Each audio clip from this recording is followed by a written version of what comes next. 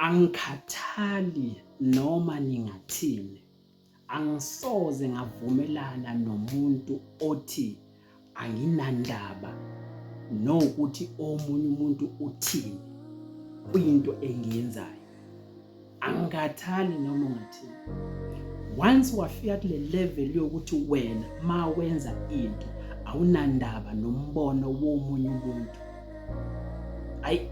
angivumelani.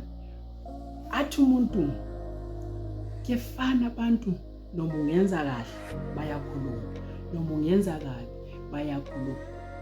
Angisenendaba ukuthi ungalinge abantu uzozwa ngabantu unendaba wena ukuthi abantu bathini ngento yenza. Yes, uma uphila emhlabeni awuphili wena, and kufanele kukuhluphe ukuthi abantu into oyenzayo noma oyikhulumayo bona umbono wabo uthini. Ungabe umbono omubi, ngabe umbono omuhle, kodwa azo ukuthi abantu bafila kanjani ngendlela owenza ngakhona.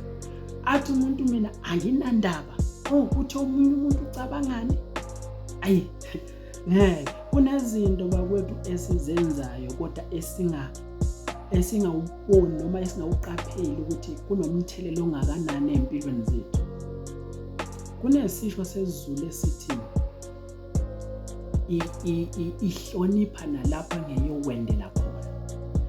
Lento leyo ichaza ukuthi sekukhuluma ngomuntu wesifazane, ukuthi umuntu wesifazane uhlonipha wonke umuntu noma engeke agcine ephelele kuloyo muzi noma endele kuloyo muzi, kodwa uhlonipha wonke umuntu ngoba usuke engazi ukuthi vele impilo yomthatha imbeke egcinile. Ukwenza nje siboneke, umuntu wesifazane engahlangana nomuntu omdala, kungaba umuntu wesimame omdala, isalukazi noma umama noma ubaba noma umkhulu, uthola ukuthi uzokhuluma noma uzokwenza into ezokhombisa ungamhloniphi lowo muntu ngalezo sikhathi, ngoba awumazi futhi naye akakwazi, futhi awunandaba wona ukuthi ucabangani ngesenzo sakho noma ngendlela okhulume ngayo naye. Ngebhadi uthola ukuthi ukuhamba kwesikhathi uzohlangana nomuntu wesilisa ozocela uthando wena, mhlawumbe ngenhlanhla nivumelana ukuze kufike la ekuthenini uyakuthatha ukwenza umakoti.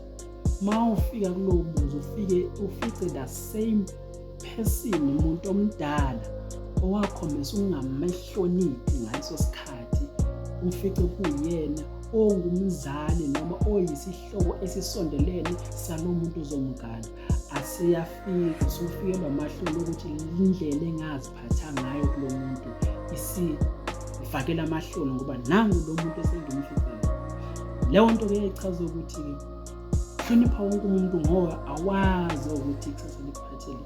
Lento uma siyibuyisa nje in general kuwo wonke umuntu ichaza ukuthi hlonipha wonke umuntu, womaziyo wongamazi, ngoba wazi ukuthi ikusasa lempilo lokuthatha likubekile.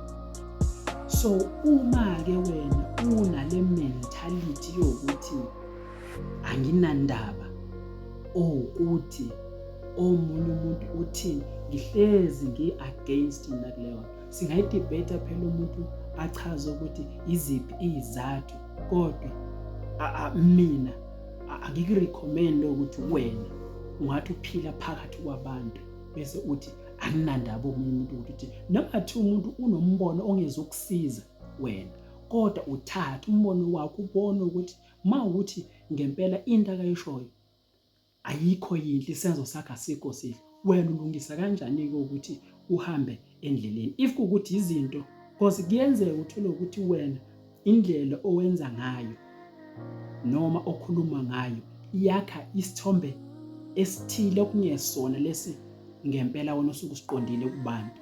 Isizokwenza lento ukuthi ubuyele back ukuthi okay, futhi i-character yami noma indlela engenza ngayo ipainta isithombe ekungesona lesi ngisuke ngihlosile ukusiveza kubantu noma engisuke ngihlose ukusiphila mina esimele sichaze mina. Futhi laphi la ingoba mhlambe indlela mhlambe itone ngikhuluma ngayo nabantu noma mhlambe ukwenza kwami kumele ukuthole ukuthi yini eyenza ukuthi abantu becabange ngendlela ethile. Kodwa uzokubona kanjani lokho ngoba wena okwenzile ubona ngazi ukuthi right, futhi awudingi ukuthi uconsider ama-feelings abanye abantu bacabangane or awunamsebenzi walokho. Siqaphele lezi zinto siyazikhuluma noma asizinothisi kanti zinomthelela ongemuhle. Uyazi kunabantu njengamanje othola ukuthi bayasebenza, mhlawumbe usebenza umuntu nje kwafika abantu abathi unethuba elisora niso ubani mhlambe emphakathini noma kuleyo environment osuke nalesikhathi engicabanga ukuthi engaba right for leli thuba lelithini. Thothi bonke abantu bazovuma ngeleli thiwa ingane kaMasibambane noma uSibambane hayi umuntu right, hayi ngiyamfisela ukuthi ngabe uyena uthola ithuba ngenxa yokuthi abantu bayakwazela ukuthi uphila kanjani noma mawukhuluma nabo ukhuluma kanjani. Kuzoba ngokuthi wena ngoba umuntu ongafisi ukuthi consider ama feelings omunye umuntu, uzofika abantu bethi loyo hayi loyo wenza kanje, lo nje uthola ukuthi